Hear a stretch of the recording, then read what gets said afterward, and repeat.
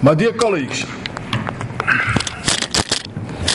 higher education in Europe is again in a state of unrest. I don't know about you, but as the Vice Chairman of the Dutch Flemish Accreditation Organisation, I have been bombarded with questions about accreditation, the bachelor-master system, the joint degrees, the quality assurance, qualifications, titles, and anything else you might think of. And the higher education sector, which is not exactly renowned for its love of changing the system, is again turned upside down in an attempt to achieve more harmonization in Europe. And this doesn't simply materialize, and it may take a few years before the dust will have settled. And even though some European countries seem to regard the implementation of Bologna mainly as an administrative matter, it's my prediction that those countries will increasingly experience difficulties as the realization of one European higher education area is progressing. And in the next 15 minutes, I will briefly introduce to you the backdrop of Bologna, its effects, the latest developments regarding quality assurance and accreditation, and I will also try to give an outline of the development of an external quality assurance system in Europe. Do you still remember what you did on June the 19th, 1999? The day that the Bologna Declaration was signed? I can't imagine anyone does, apart from those who were present at that day. And this is not surprising, for only the true insiders anticipated that the European ministers of education were planning to take a number of giant steps in Bologna, and that would have their effect on decades to come. I remember my own bewilderment at the time, as president of Maastricht University, when it transpired that the Dutch Minister of Education was among those who had signed this declaration. And had he done this in a bout of a euphoria, caused by the combination of a beautiful city, nice weather, good food, rich wines, or was there a more substantial reason? And now, you could say a few years later, it's easier to see how the jigsaw is pieced together than at that time in 1999. The first observation to make is that Bologna was the resolute response to the appeal made by the French, Italian, British and German ministers of higher education during the celebrations held on the occasion of the 800th anniversary of the Sorbonne in 1989, to seek a higher degree of harmonization of higher education in Europe. The four ministers made their appeal as they were concerned that the European higher education sector would irrevocably fall behind the United States and Southeast Asia. And this observation caused unrest among politicians and policymakers and sowed the seeds for the Bologna Declaration. A year after Bologna, the heads of government of the then still 15 EU member states went a step further. Our heads of government, similarly concerned about falling behind in the competition, declared that by 2010 Europe would have to be the most dynamic and competitive knowledge economy in the world. And in the meantime, of course, this Lisbon Declaration has come under debate as well. Even the most fervent optimists about Europe are coming to the conclusion that the Lisbon Declaration is very ambitious indeed and will not have been realized by 2010. Nevertheless, Bologna and Lisbon did prove that knowledge is now high on the national as well as on the European political agendas.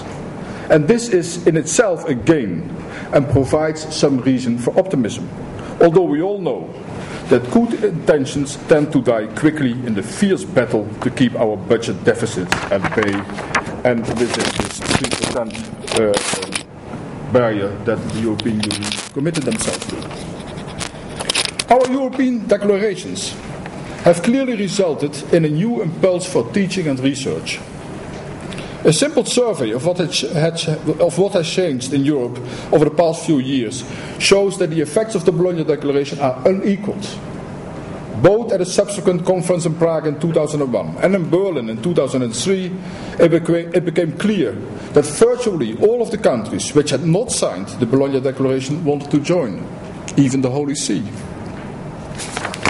And it is interesting to see how quickly the attention in the Bologna process has moved from institutional changes in the structure of education to defining and safeguarding its quality. And the ministers have increasingly demonstrated that they are prepared to accept the consequences of their unanimous stand for harmonization. After all, mobility of staff and students only becomes worthwhile if both parties can be guaranteed that they can enjoy the same level of teaching and learning elsewhere. My dear colleagues, everyone present here will have experience with a quality assurance visitation. And despite the fact that we are all aware of the amount of time and effort involved in the visitation, and none of us will have made a secret of our displeasure about this, I dare to say that the visitation system has made a substantial contribution to the quality of our teaching. Of course, in our past, the teaching was of proper quality as well.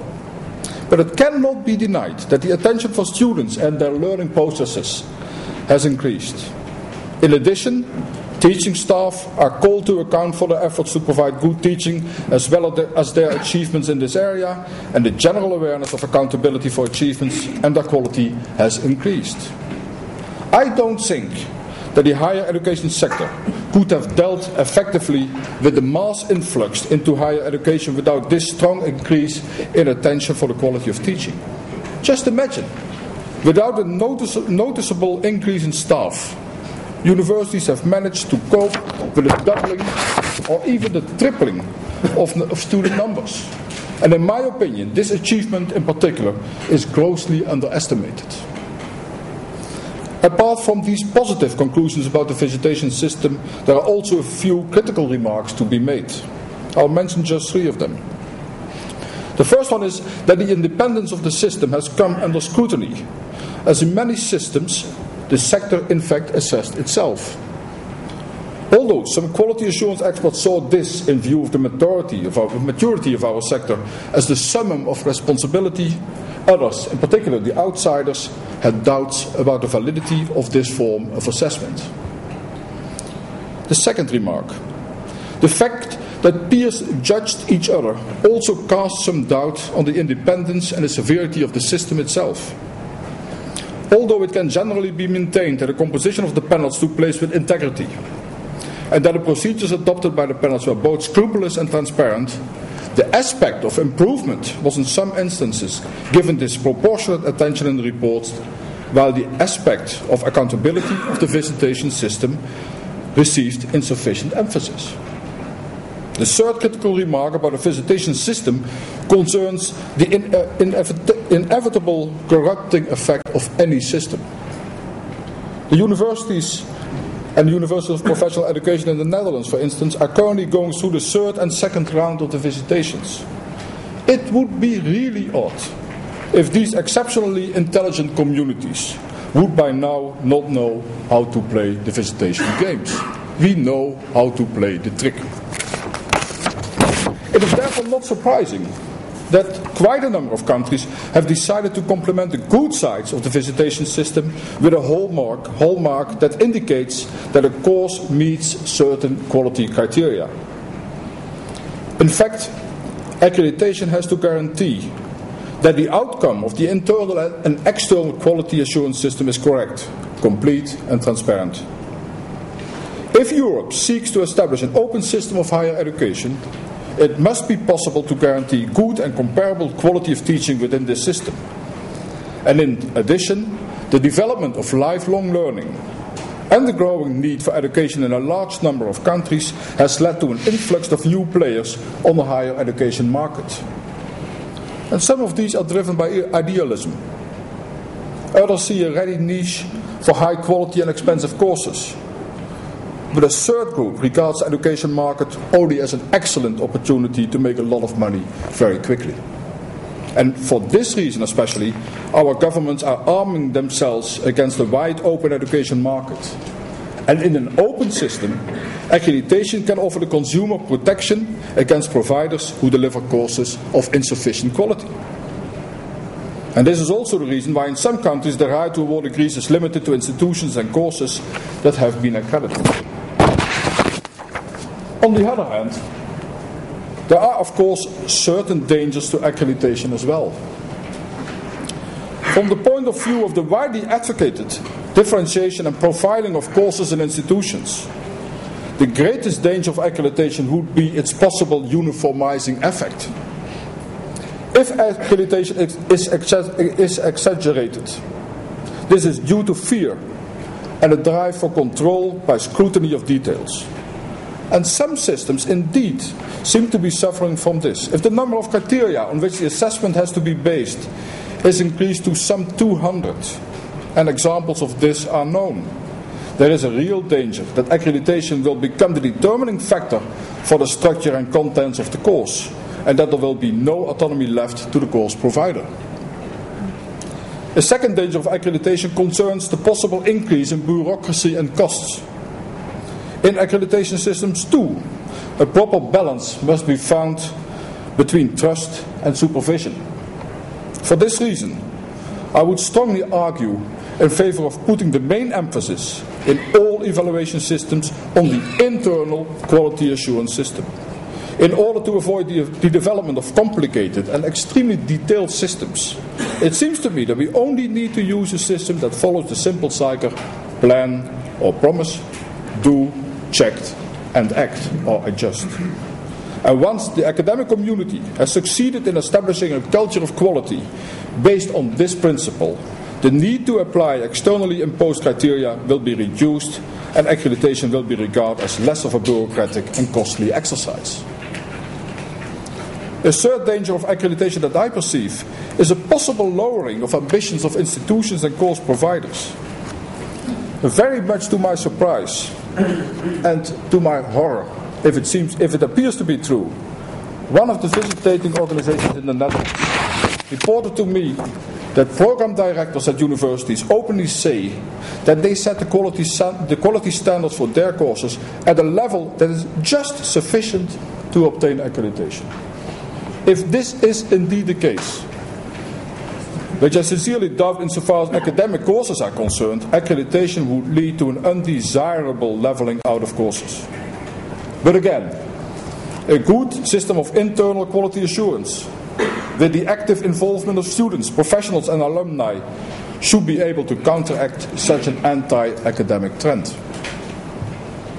Despite these and a number of other dangers, accreditation is undeniably gaining ground in Europe. More and more countries, as you just have seen from the speech from Tina Holm, consider accreditation the independent crown on a system of quality assurance by means of visitations. And yet, accreditation can be carried out in a number of ways. It can be mandatory or voluntary, at the level of institutions or at course program level. It's decisive, only yes or no, or also conditional, and organized by the government or by an independent organization. And all these forms of accreditation currently exist and should be taken into account. Which developments could lead to a well-functioning system at the level of Europe as a whole? In my view, there are three directions in which accreditation can develop. The first direction is that the different national systems continue to coexist. This direction seems the most likely in the short and medium term, as one may expect considerable resistance if a system that has recently come into force is to be changed again. And the organizations that are responsible for external quality assurance at a national level will be asked to create models for cooperation which may in time lead to mutual recognition of decisions about accreditation that are taken nationally. An even more likely variant of this first direction in which accreditation may develop is the creation of a meta-evaluation organization that will be granted authority by the European ministers to evaluate national quality assurance systems and organizations. And the first step in this direction was made in Berlin in 2003, and the European Network for Quality Assurance, the ENQA, is currently developing plans for such a meta-evaluation. A second possible direction for development is advocated by those who wish to give Europe greater powers in the area of quality assurance. They opt for a pan-European external quality assessment. And in this area too, certain variations can be distinguished. The European University Association, for instance, opts for accreditation at the level of institutions, which it plans to carry out itself. And the second variant of this direction, which currently seems to be more favorably received by the European community, is that professional organizations, such as those of engineers and maybe of public administrators, are encouraged to start awarding accreditations that are recognized by the committee. Although these organizations will certainly appreciate the support for the European Committee, I have my doubts as to whether national organizations will accept these accreditations as a replacement for their own national procedures. And the third development is that of an open or multiple accreditation.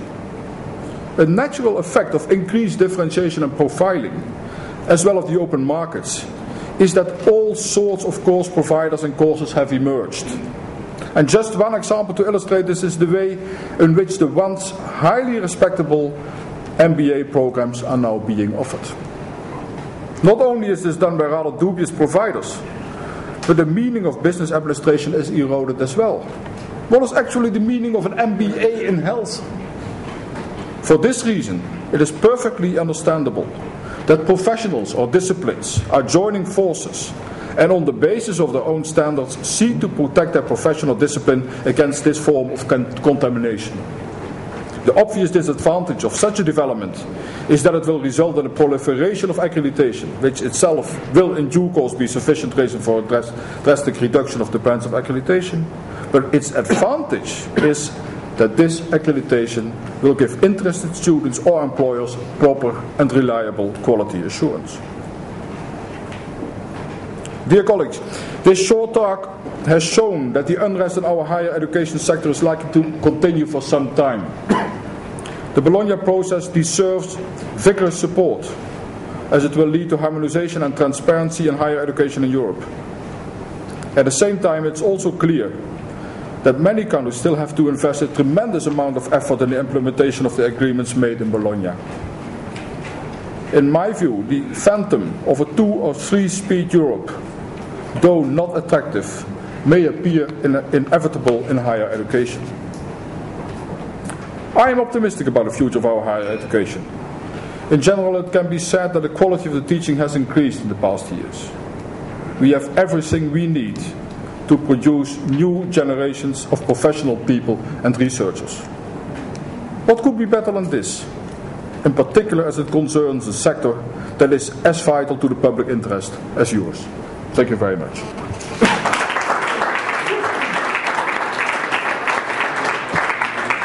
Thank you very much for your